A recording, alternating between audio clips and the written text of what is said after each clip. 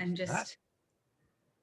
And go ahead and bring that up.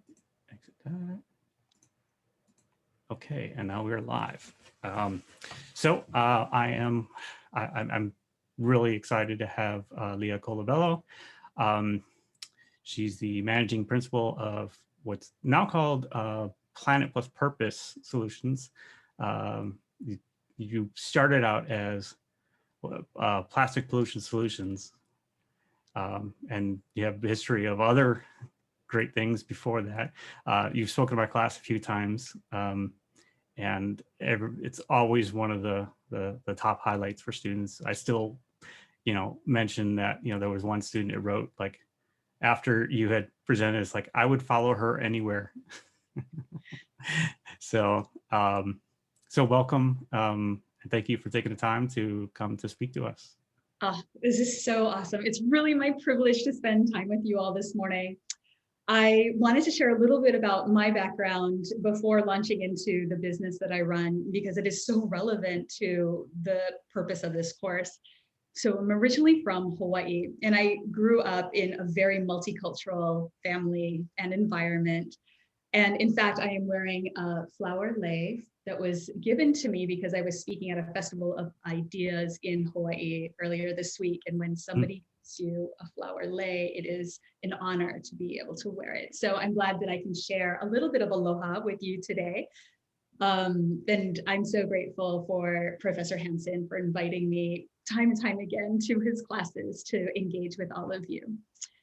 I am I'm zooming in from a room within our headquarters that is very important to me. It's the ICAO family conference room. And in Hawaiian history, in Hawaiian history and today, the ICAO family is very prevalent because they have, they're very legendary. And behind me are some posters of Eddie Aikau surfing big waves, and he was this figure that was larger than life, that was known for actually saving lives and creating a culture of aloha, which is really what textbooks would say emotional intelligence, right? Wherever the Aikau family goes, they provide the space of caring and warmth and an immense love for the ocean. And so Eddie Aikau's father, Pop Aikau, actually named me. So my name is Kaimalie, which means calm, peaceful sea, but everyone calls me Leah. So please, you can call me Leah. I bring this up because every time I walk into this room, and it is quite often, I think about the family mottos, and there's two of them. And one is, there is good to be done. And the other is, Eddie would go. And I really think like Nike might have pulled Eddie would go. It means like Eddie would go and catch an amazing wave, this fearlessness, right? And so when I think of like Nike's Just Do It campaign of, the last 20 years, I'm like, that is what it is. Go for it. And it really inspires me, that fearlessness of like, go for it is what I need every day as a female entrepreneur. And that combination of these two mottos, there is good to be done, and you need to do it with fearlessness. That fuels me, and it gives me chicken skin even now. I don't know what you guys call chicken skin on the mainland, but that's kind of what it is. It's sort of like this energy that calls to me. And that's one of the reasons why I'm speaking with you all here today. I'm going to go ahead and start sharing a presentation now that you have a little background about who I am, and let you know like what I do with all that I am. I have an amazing team of women that work with me at Planet Purpose Solutions. And is the screen sharing at this time, David? Yes. Wonderful. So I do the role that our business has, Planet Purpose Solutions, is to help launch sustainability initiatives within organizations. And we work with nonprofits as well as for-profits, because everyone needs a little bit of help. And our purpose as an organization is to equip current and future leaders to be champions of change, which is another reason why I'm so happy to share this knowledge with you and actually have this amazing dialogue that I'm so looking forward to. Yeah. So essentially, we help launch sustainability initiatives. There's a lot of companies that want to do great things in the world, but they don't know how to do it. And as you are all entrepreneurs, I wanted to share a little bit about where we have all come from and where you all can take this. And when I say this, it is the projects that you have, the good that you want to do in the world. I'd like to share with you the starting point for that. So these are, this is a sample of the types of clients that we work with. They're based all around North America and in Europe, and they cross a variety of industries from outdoor, fishing, optical, natural products, cultural institutions like Shedd Aquarium, Monterey Bay Aquarium, the Pet Sustainability Coalition, pharmaceuticals. We work with a lot of different industries, which is really awesome because we're able to populate great ideas from one industry to the next. And they're all actually, even though they're putting out different products or services, the path they're walking is essentially the same. I just have to say it's cool that you work with the Shedd Aquarium, because I mean, I grew up in Chicago, so I went there many times. Well, this is wonderful news to hear. So as David mentioned, we evolved, my background is in ocean conservation with a focus on marine plastic pollution. And I was with the Five Gyres Institute, they're premier researchers of this issue and change makers in some very powerful ways. And while I was with them, brands were coming to the organization saying, how can we do better? You know, how do we put less plastic out into the world? And that's when I was able to spin away from the Five Gyres Institute and start advising brands to help them with this journey, focused on their plastic production, their waste in their operations, their offices, events, and things like that. And then it began to grow. And this is that entrepreneurship story where the great relationships I was able to forge along with my team with all of these really diverse organizations. And they would be like, it's great to work with your team. You know, I was given opportunities where they're like, can you organize our green team? Can you help us understand our carbon footprint, our energy use? Can you write our impact reports? And it was like, yes, we can do all of that, right? And it's been this amazing adventure.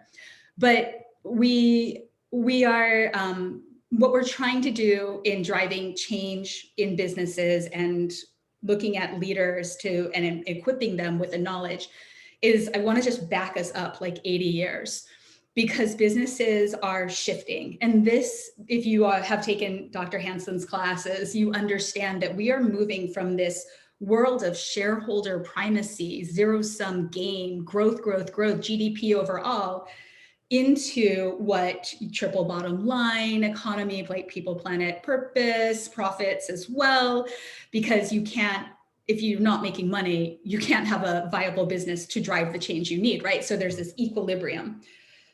But as I mentioned earlier, you know, we are looking at the same type of economic theories that have been driving in, you know, business and entrepreneurship and industrialization of the world through this 200-year-old lens of thinking, which was really male dominated, right? And there's a really great book that I'm going to mention more of in a minute, but it's called Donut Economics.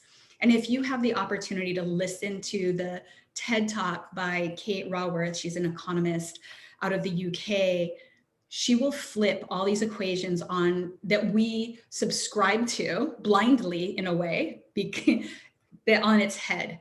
And essentially, men have dominated, very privileged men have dominated economic theories, which fuel business theories, right?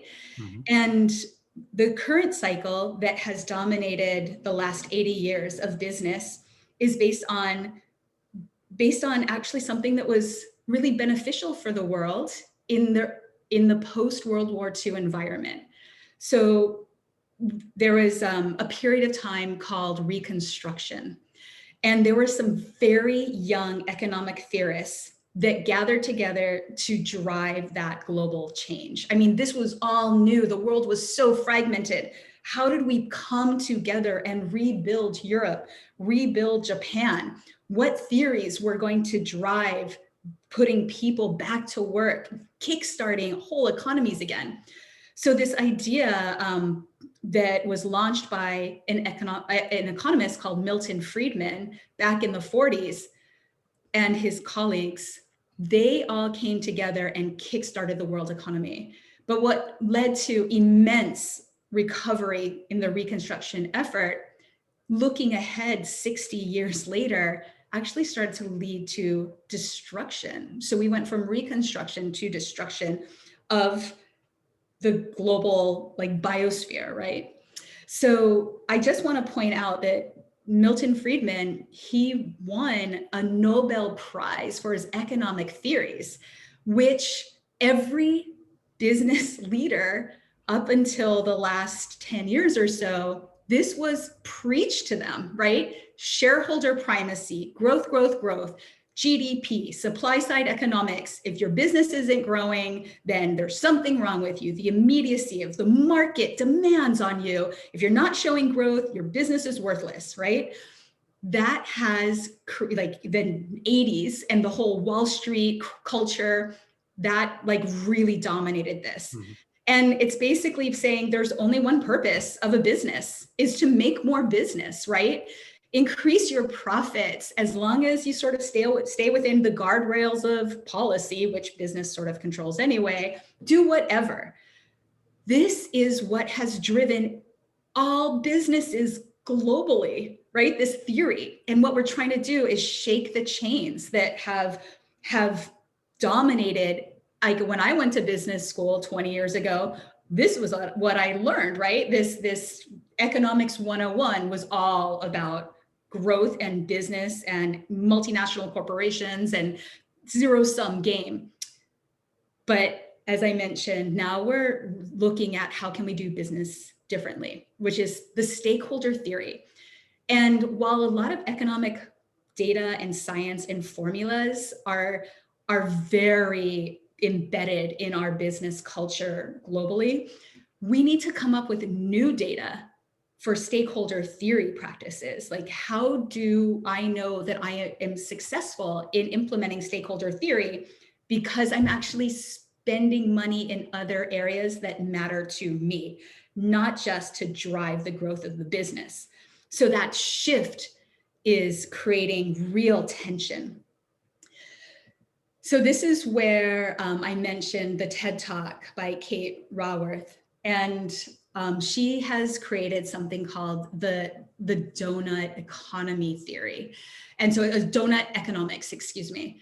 And if you're interested in how you can lead better, take a look at this theory, read her book. In fact, I would recommend you listen to it as well, because she reads it and you can hear the incredulousness in her voice of, I walked into my institution where I was going to learn all about economics at this prestigious university in the UK. And I realized this felt wrong.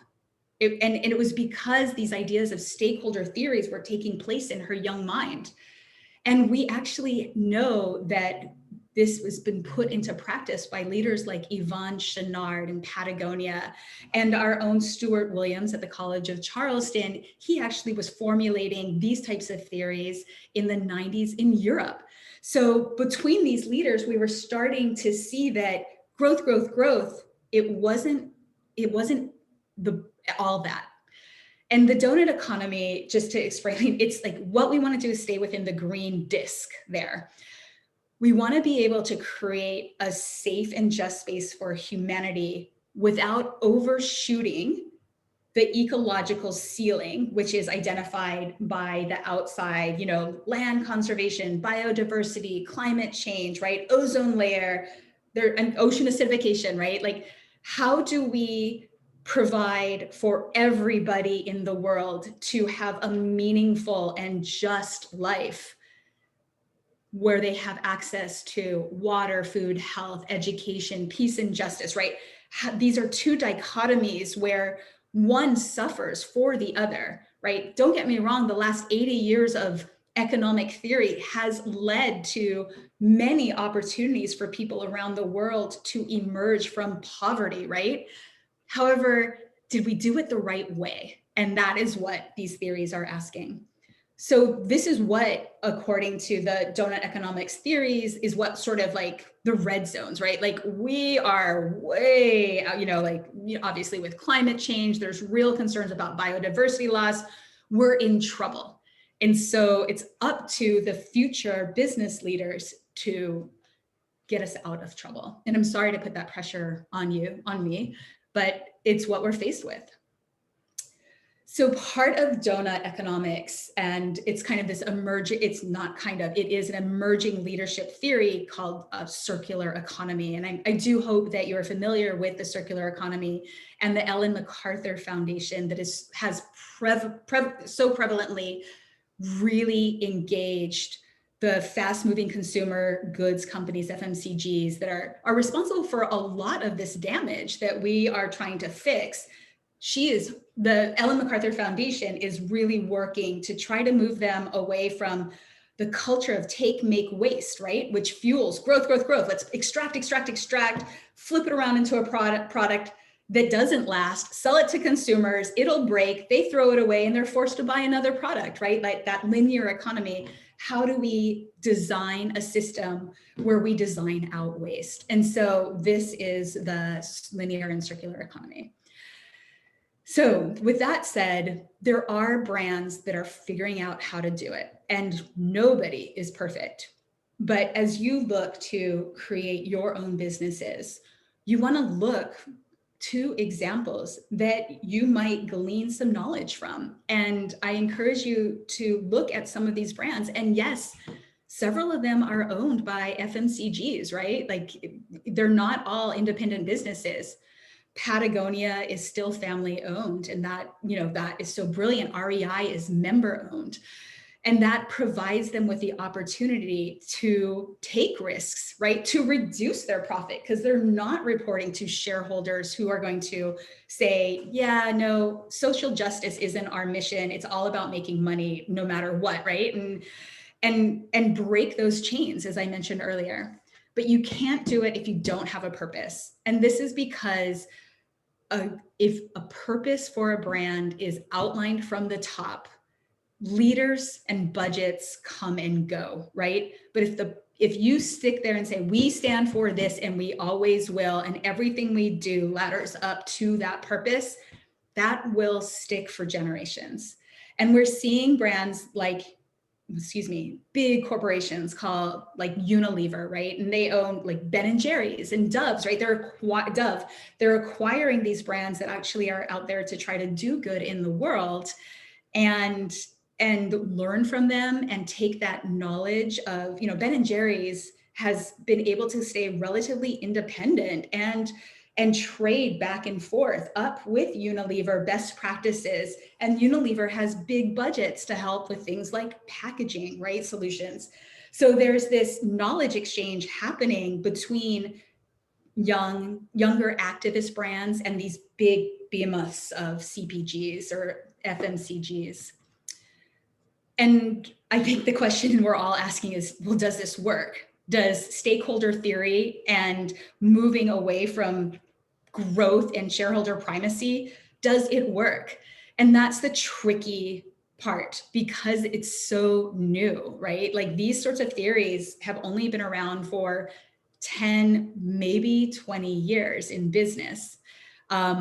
Unilever is a really good beacon to look at, because they created 10 years ago the Sustainable Living Plan, where they went out to try to figure out how can we embrace stakeholder theories within all the brands that we have. And the ones that had that deeper purpose, those were the most fast-growing brands over the 10 years of their Sustainable Living Plan, I guess, pilot, and these, I'm talking in decades, right? Because change takes generations, which is unfortunate because we don't have that time with regards to climate and ocean acidification and biodiversity loss. So this is from NYU. I think it really greatly says this is what we are seeing. However, it's really still hard to quantify because we don't have all the formulas in place that the Milton Friedman generation of economists were putting out there, right? So companies will be like, well, if we're meeting their economic theories and succeeding, we're doing great. So we're sort of looking at Donut Economics. She has some really, really great economic methodologies that need to be more widely adopted by businesses to justify their decision making. So with that said, I wanted to share with you a little bit about how we work with brands and hope that this will inspire you and give you kind of a roadmap to create change for the type of opportunities you want to put out into the world. So I've talked about the importance of purpose. And if you don't know, like, how do I identify my purpose? Like, I know from the textbooks, there's like mission, vision, values, corporate pillars, things like that. I would encourage you to look to IDEO. They're a design thinking firm. They're amazing. And they have something called a purpose wheel. And it's incredibly effective to help you understand, how do I craft the purpose statement that will be my guiding light, my North Star? It's really lovely. And there's also an organization called Conspiracy of Love, and they can help if you read the book that they've put out, you can see the most beautiful way to hone your purpose statement and why it is different from a mission or vision statement. So our work is to help, like, all right, if you don't have a purpose, we know you stand for something, but let's give it some power. And then under that, we start to talk about corporate responsibility. What are some of the lighter changes, right? Like, zero waste office or zero waste events, or let's support some causes that we believe in, and it kind of dip your toe in the water. But the harder part, which takes time and resources, is starting to actually collect the data, which is your ESG. Like, these are if you want to put out an impact report, this is what you're needing to collect the data. How do I measure my carbon emissions? How do I understand the water use or the energy use? And then what do I do to minimize the impacts that I have, right? This is where you actually start to need to spend some money to not only collect the data to understand your impact and identify the gaps, but address it. So there is a method to your journey. But in understanding, where do I start? Like, what you want to do is look to the different stakeholders that you engage with. Is it because you're looking to retain the best talent? Well, what do they want? They want to work for a more sustainable business. Is it consumers that are driving you by saying, we love your product, hate your packaging, can you please change it? So are you gonna, okay, instead of climate action, maybe I'm gonna start on packaging first, right? There's ways to try to launch your initiative that can be very calculated. Investors, maybe you're trying to grow real fast and sell to a certain type of company that is scooping up companies that practice stakeholder theory, right? Are retailers putting pressure on you? Like, I want to know what your carbon emissions are and what you're doing about it. Walmart, Target, increasingly Amazon. A lot of brands that we work with sell to REI. This matters. They want to know. So, you're sort of forced into your sustainability strategy through that lens. Policies, really important, especially if you're putting products out there that are wrapped in loads of plastic packaging. If you're selling in the EU, you need to know that there are directives that are going to force change in the packaging that is put out by FMCGs on shelves all around Europe. And you should be familiar with them, and you should be enacting change like 2 years ago to meet the directive of 2025 and 2030. Industry. One of the hardest things is, how do you get organizations to move together, right? And it's making the world a better place. This shouldn't be a zero-sum game, right? If you have knowledge, it's good to share because it helps drive down costs and helps your industry move in a better direction. And I'm sure if anyone heard me say, it is good to share knowledge 10 years ago, people would have thought I was crazy because of in fierce competition, right? But what's happening is like, there won't be any, like, if we don't fix what's broken, we aren't going to be able to make business last, right? So like BlackRock, massive investor in thousands of companies, they've put out a directive basically saying, if you aren't addressing your carbon footprint and your climate impact, you better be doing that, or we are going to have some serious conversations, because it is good financial sense, because everything will collapse along with the planet, right? So even BlackRock is seeing the light and using their power as investors to drive change, not because they are aligned with Greenpeace, but because it makes financial sense. So that is why industry is gathering together. Like in the outdoor industry, they're gathering together because it is a little more altruistic. They put products out into the world to help people enjoy the outdoors. But if you can't enjoy the outdoors because the rivers are so polluted or the mountains and trails have plastic everywhere, right? There's a problem for the entire industry. So we're seeing these groups come together. This is a bit of just follow policy, because it's a two-way street. You can engage in policy, like there's the Climate Collaborative here in the US, it is increasingly going global. Whereas a business, you can stand with other businesses to say, we need better guidance on policy, because if we're just doing this by ourselves with no real targets, it's hard to do. And that's where, and then also when policy comes down, like with a European directive on plastics, you can actually, as a business, help guide these opportunities. Like, yes, we can meet those directives, or here's the challenges and we need help addressing it if you want to put that hammer down on us. So it's a two-way street working in policy. This is an example of REI, their product impact guidebook. You might want to check it out if you're starting a business that is going to put a product out in the world. It's really unique and basic, and it is a good roadmap for you to start checking boxes on your sustainability strategy. Likewise, if you're in the clean beauty space, Credo has beautiful sustainable packaging guidelines. So you could look at that, not even if you're in the clean beauty space, they're very well written. When you're continuing your journey, you definitely want to try to align with third-party certifications or the Sustainable Development Goals, which I'll talk about in a bit. But these help provide targets for you to work with, targets that any company that is certified by the third-party organizations that offer these certificates are also meeting. And consumers, investors, retailers, they're celebrating. So they also provide opportunities for you to create your roadmap. And I mentioned the Sustainable Development Goals.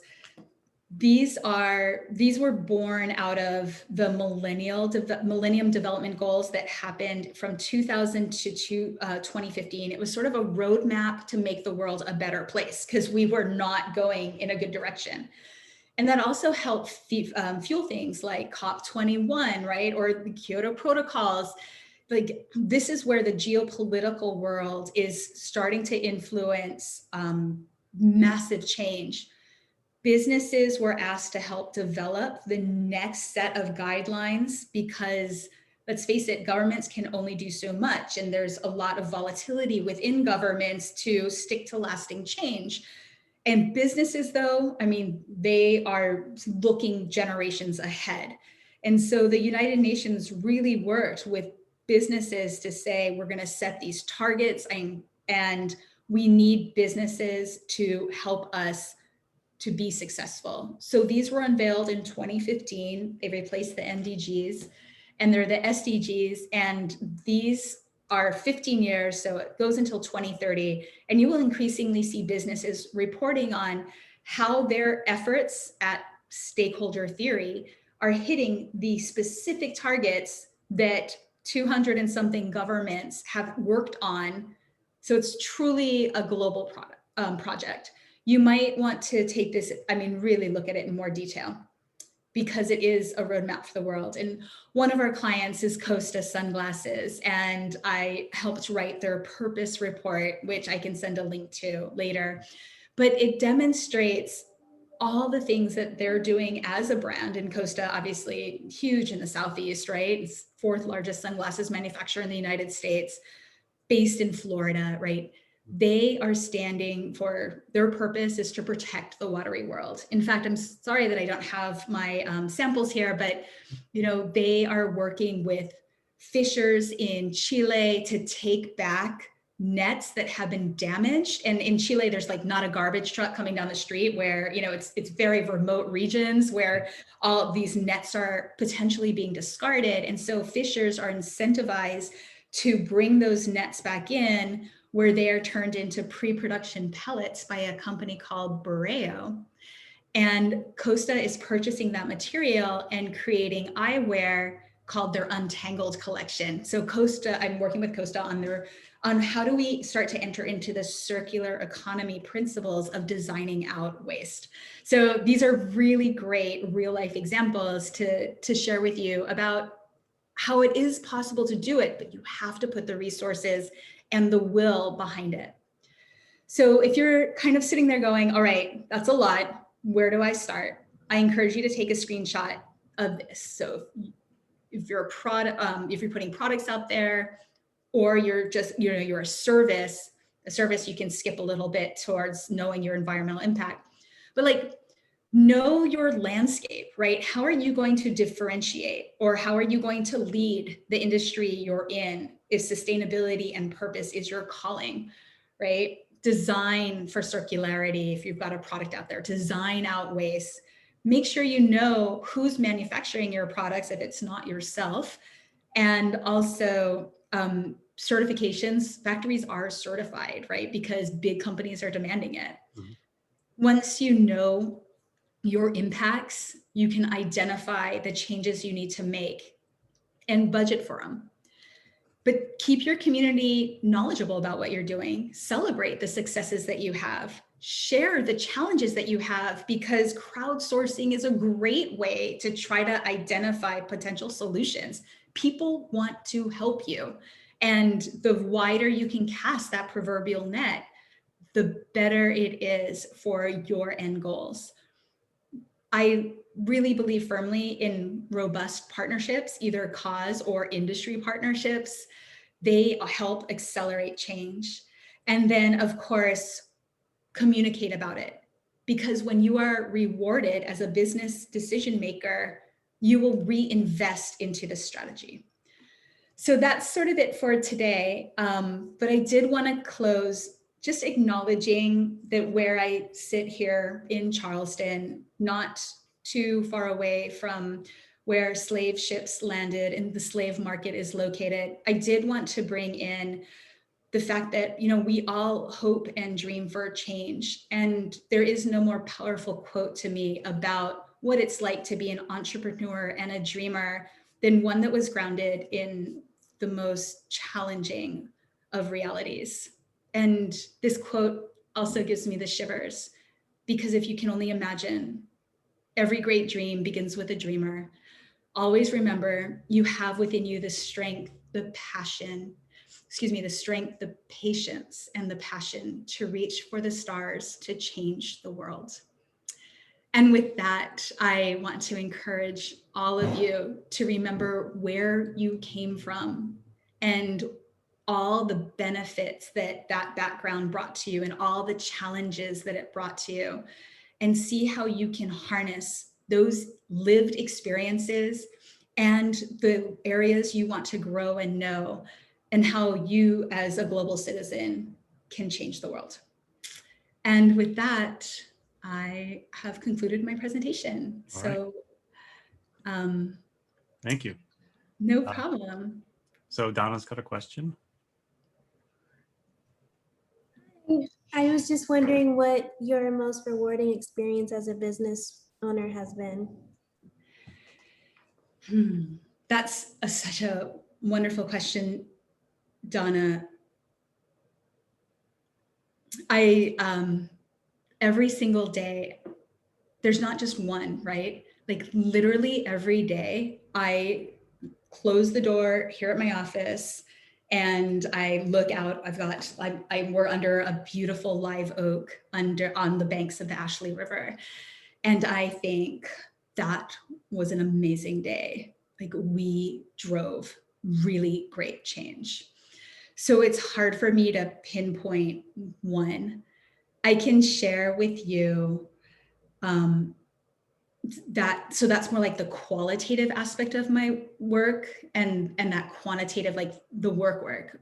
But from a personal point of view, as a female entrepreneur who has had misogynistic experiences in my professional life in the past, like knowing that I was able to rise above and find my place in a world that isn't exactly shouting for female leaders to come join their ranks, even today, even after. No, they should be. But they're not yet, and so I look to this next generation, Gen Z, to help drive that change. Like I'm making it as a leader, advising leaders that I would have been working for, but I wouldn't have made it to the ranks for them to listen to what I have to say. So because I'm an independent voice, and as a consultant, I can see across a vast variety of industries and see these practices, right? And then kind of whisper from one leader to the next some successful opportunities that they put in play. That to me is incredibly rewarding. So it's not just one experience, if that makes any sense. I don't think I did the best answer, or I didn't think I delivered the best answer, Donna, because every day is a reward. Yeah, that gave me a lot of insight about how you feel about your business and then the culture that it drives. So I appreciate that. Yeah, thanks. Yeah, I just want to mention, about women in business, and that there's more and more research showing that businesses that have women in upper management and on boards perform better. Right. So you're going to start seeing that soon, because again, it's financial, right? If you're simply going to perform better by diversifying, at least by gender, companies are going to do it. You can look at AMD. If you're a tech person, like that company has had like a massive transformation in the past 4 years under Lisa Su. And there's also, so when women in very prevalent leadership roles step out, they are subject to an immensely unfair amount of criticism compared to their male peers. So these are cultural conversations, right? And it's more than DEI. It is how these leaders grow up and their lived experience, right? So, the DEI awakening or reawakening that's happening, like it's like these leaders are like deer in headlights, right? It hasn't been their lived experience to be on the receiving end of injustice in many different forms, right? And so it's not a personal deep priority. It's a box that needs to be checked so that they are in compliance with the different forces that I mentioned, right? So their employees are sort of rattling those chains and their customers are going to take their business elsewhere, right? So, but if it isn't the leader's lived experience, that change will take longer to happen. Yeah, lived experience is really important. We talk about that in some of the classes, the social entrepreneurship and ecopreneurship classes, just being essential. But it's social entrepreneurship. If you're trying to solve a problem, you have to have the lived experience, right? You have to know the problem, because and this is a side note, just this whole idea of, wanting to go and solve someone else's problem because it seems like there's an easy solution. I have students a while ago read an article about, the something like the attractiveness of other people's problems or something like that. And they're like, just flip it around and imagine, you are in, somewhere else in the world and you look at America with gun violence. It's like, well, there's a real easy solution. Why isn't it fixed? Because it's a lot more complicated if you haven't actually lived it, right? So there was one question I wanted to ask. Actually, I wrote down a few things, but you talked a lot about purpose. And the thing that came to my mind is the video by Simon Sinek, The Start With Why. I was wondering how your view on purpose kind of fits or doesn't with that kind of thought. Well, it's really interesting. I believe that video might be almost 10 years old. It's quite right. Yeah, at least. Right. And so it was the start of the conversation that so many voices have added to and expanded upon, right? So lots of gratitude that way. And it has, we all stand on the shoulders of someone, right? And so, and that's the gift we leave to the next generation, right? How do I take what was started and expand upon it for the greater good, right? Okay.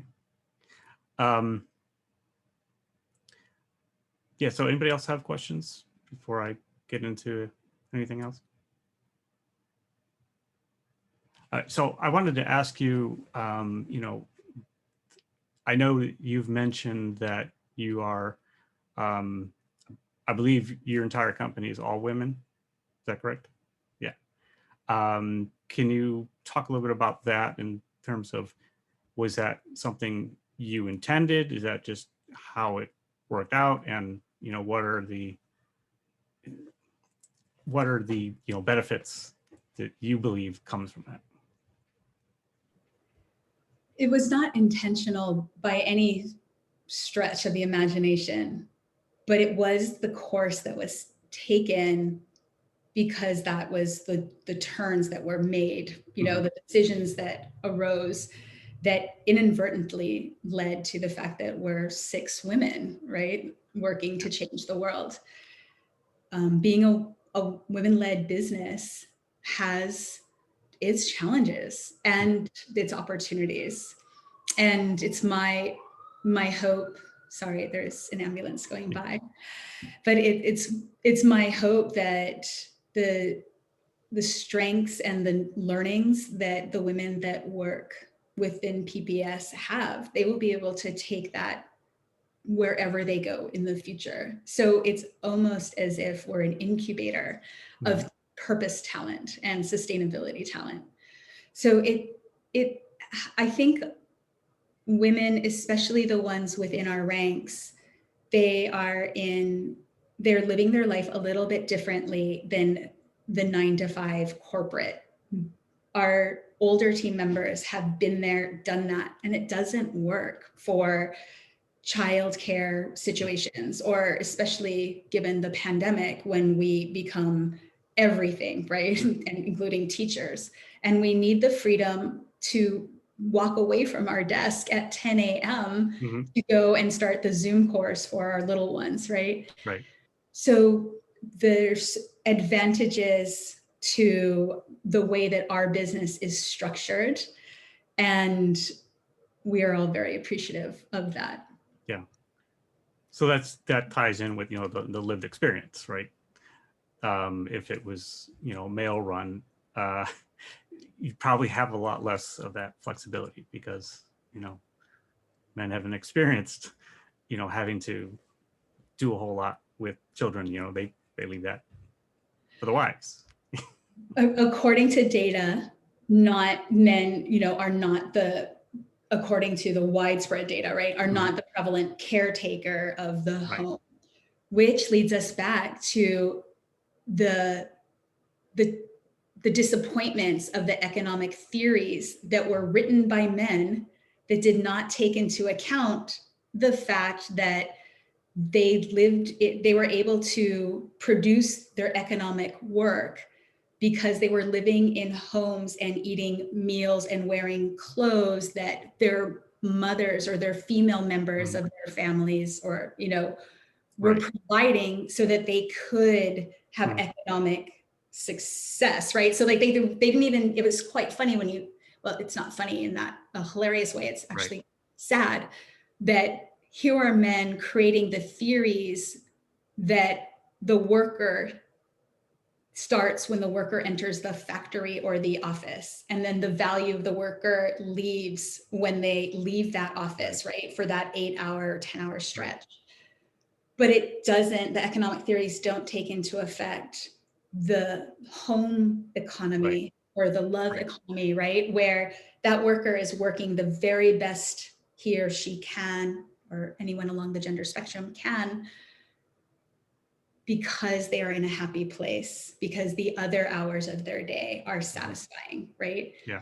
So those theories are bunk from the start because they left out half the world, right? Yeah, we're noticing a lot of problems. We're noticing them. They've been there, right? But we're noticing them more, through this pandemic.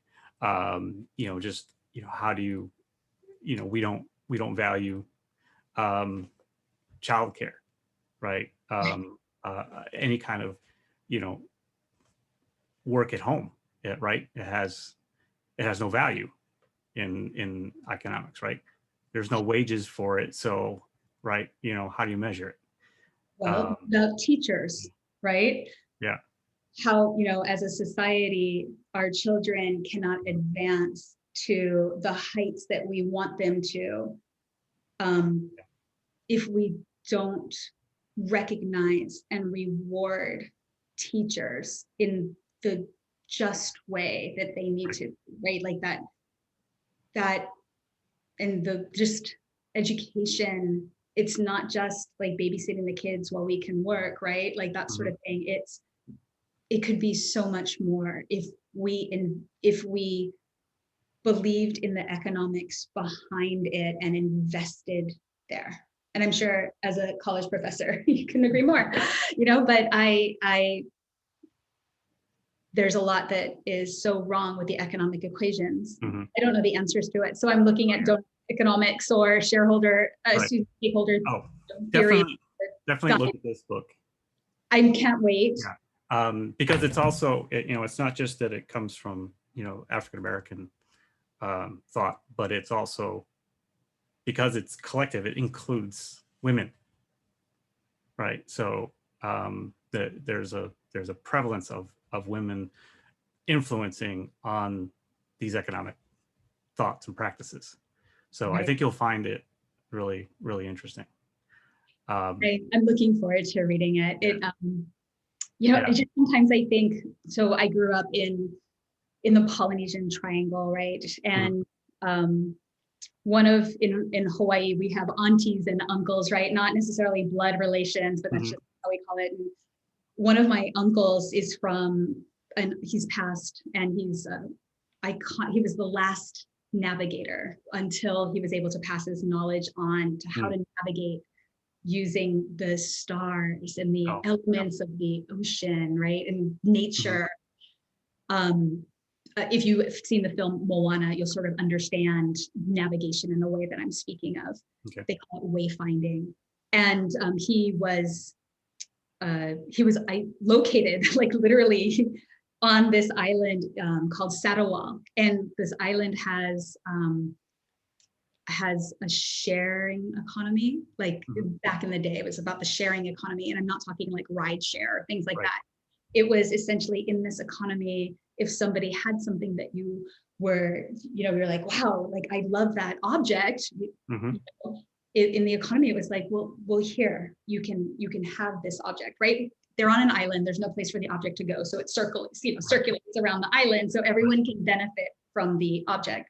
Right. And what happens if in the 1940s when all the economics, professors and things, they got together, the Milton Friedman crowd, right? They got together with somebody from this sharing economy from Polynesia, right? And where would we be, right? When thinking about more circularity of it all. It's quite a funny story. I'm gonna give you an aside. My uncle Mao Piailuk, he was brought to Hawaii by anthropologists from University of Hawaii so that he could share his wayfinding knowledge, and started the Polynesian Voyaging Society, which led to immense knowledge and opportunity for all of Polynesia. But I grew up in a home that had several canoes, and my father was always taking us trekking into the jungles of Hawaii to chop down a certain type of tree that would form the outrigger for the canoe, the parts of the canoe. And I don't even know how to say it in English, sorry. But he would hand saw these trees. And so my mom, and this is in the 70s, and my mom bought him a chainsaw. This is like big. So there we are trekking through the jungle to Hawaii, like chainsawing the necessary parts we need and dragging them out of the jungle. Well, my uncle Mao and my father were building a canoe, or maybe he was with us trekking, and he's like, wow, that chainsaw would sure make my life in Satawal a little bit more, like it would be very helpful to have that. And so my father, like as loving as he is and filled with aloha spirit, is like, well, here, why don't you take the chainsaw back to Satawal for me, and take it there. So needless to say, my mom was like, where's the chainsaw? What happened to the chainsaw, right? And so I imagine this chainsaw, being shared in the island, Satawal. So it's this idea of there are so many cultures and opportunities to tap into and learn from. How do we bring those different economic practices to create something that is more useful for the future of our planet? And it's making me think about a lot of things I've been hearing. Just the problem, not even understanding or having the data on the extent of problems, because it's always come from white male perspective, Western white male perspective, right? So it's very limited view on things, and the data that's been collected, right, is always from that and analyzed from that, right? So, I mean, it's interesting to see, how more and more people are recognizing, that the economics that we have today, the system that we have today, that is broken.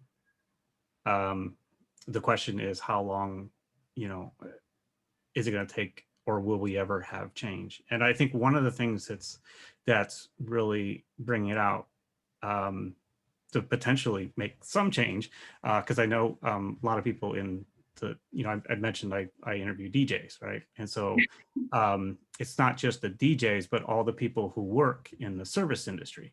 Because I work, one of my good friends runs a nonprofit that helps people that work, particularly the graveyard shift at bars, restaurants, nightclubs, and all that kind of stuff, deal particularly with mental health and addiction, right? Because it's extremely high addiction and suicide rate, working, that third shift. But it's interesting that you hear that a lot of people are not going back to work, that the restaurants are struggling to hire people. Why? Because the whole system was broken.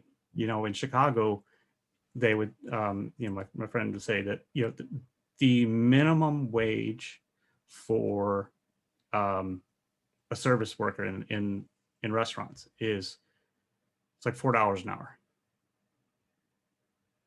right? And that created a whole lot of problems when the pandemic started, because when you live on tips, right, how that's reported and all that meant, your unemployment insurance, right, is going to be a lot less. And even, it's already not great, right? And then when it's based on, $4 an hour, that's not livable. and so with the extra money that Congress has allotted, that's helped people stay out of the service industry. A lot of them have left it completely. They've started businesses or found other opportunities. They've taken the time off to, learn the code or something like that and get a, much better job. So I think, since restaurants and hotels and all of that is so forefront, right, in our economy, we see it every day, right? We all, go to restaurants, that I believe that's going to have an impact on some rethinking. I don't know that it's going to make massive change, but we'll see. Well, that's where it takes courage, right? Courage from an invested entrepreneur, business owner to say, I'm going to do this differently. So while I used to work in sort of the tourist economy in Hawaii and was part of the tips, like earn very little because it's made up for in the tips. Right. I can understand the frustration and anguish of that. However, what would happen if, and maybe this is already happening somewhere in Charleston with our amazing restaurant, collective that we have, if somebody just actually invested in that equation, would more customers come to them and pay the higher price, the real price of the experience, right? Yeah. Would that happen? So well, there are restaurants that have done that. And I want to say there was maybe, I don't know if it was like the state of Washington or somewhere in Washington state that they, they have a $15, minimum wage, including restaurant workers. So it reduces that need for tipping.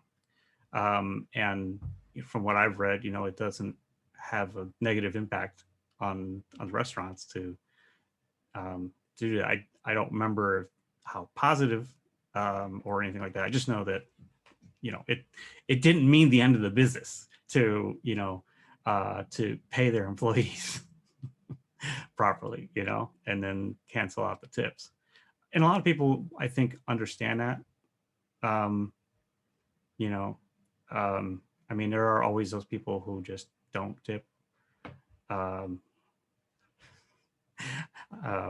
I've picked on people when I've seen that, but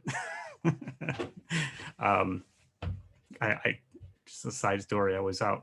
My friend who runs that nonprofit is also a bartender, and I was sitting there and I watched somebody buy like 5 drinks and then left $1. And I stopped them. I'm like, seriously, dude? That's it? Really? $1 for all of this? You know how much work he just did? And he's like, so he came back a couple minutes later and like put down like $5. He's like, is that better? It's like, all right, yeah. And that's it's the power of education, right? Yeah. But also be careful in those circumstances, Dr. Hansen. Telling drunk people to tip more might not always work out in your favor. Yeah, well.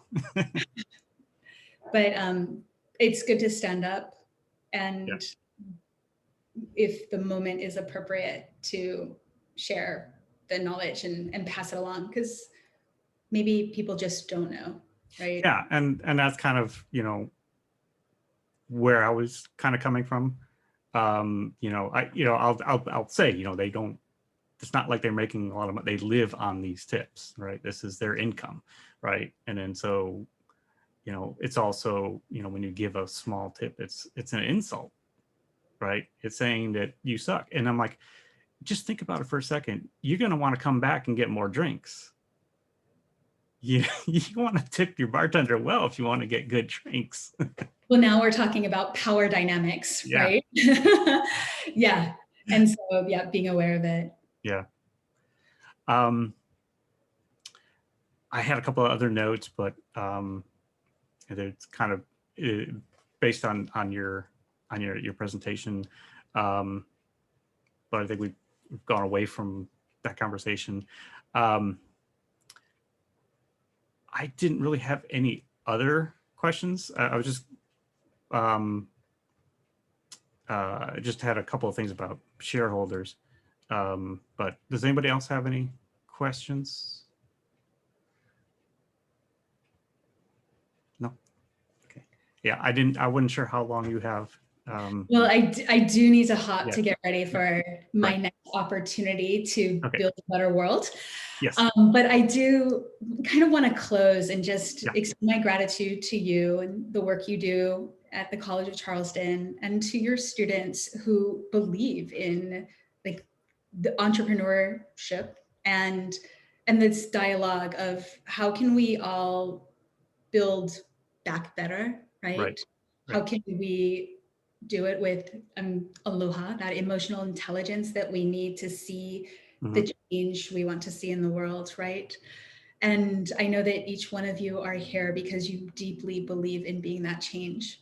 And I wanted to refer back to the Harriet Tubman quote that it is possible, but you need to have that patience. And even though maybe doors will shut, don't let that stop you. Just pivot and walk down the road or the hall or whatever that imaginary place is in your mind. And I promise other doors will open, even better doors, because that's been my lived experience. And I want to give you that in words of courage.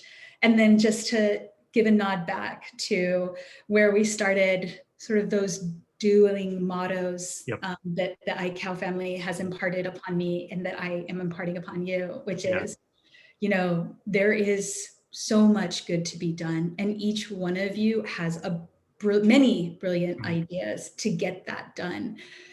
But it takes the fearlessness to just go for it, you know? And I hope that our conversation today will give you some courage that maybe you didn't have to knock on a door, or maybe even just open that door and walk right in.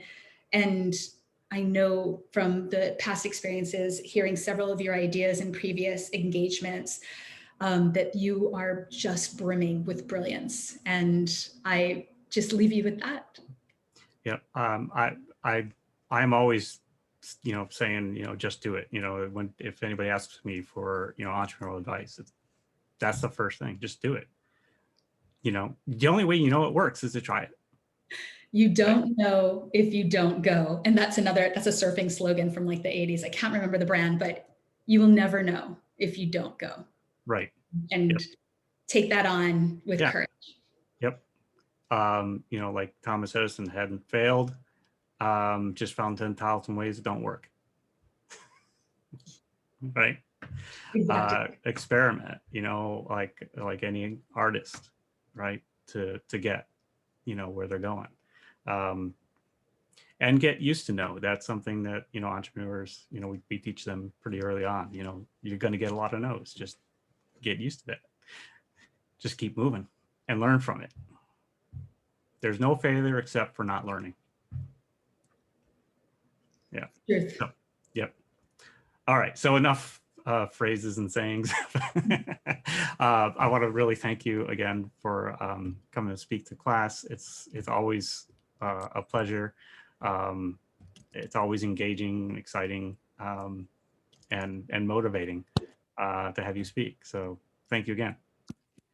You are very welcome. And so I hope you all have a wonderful Friday, almost afternoon, and a great weekend. Yeah. You too. All right.